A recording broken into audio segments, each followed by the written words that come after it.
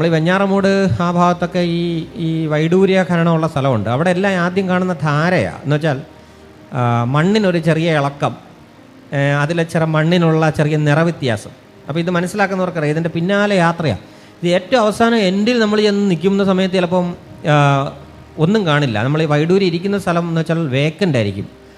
അങ്ങനെയൊക്കെ ഉള്ള 100 സന്ദർഭം അല്ലെങ്കിൽ നിരാശകൾ ഫിക്ഷൻ റൈറ്റേഴ്സ് അഭിമുഖീകരിക്കുന്നുണ്ട് എന്ന് പറയാം. നമ്മളങ്ങ് ചെല്ലുന്ന സമയം വരെയും പിന്നെ നമ്മൾ എത്തുന്നു. ചിലത് നമ്മൾ നിർമ്മാണം തന്നെ നടത്തിയിരിക്കും, പക്ഷേ നമ്മളത് കുഴപ്പമില്ല കരുതും. വായനക്കാർക്ക് ഇപ്പോൾ അങ്ങനെ ആവണമെന്നില്ല.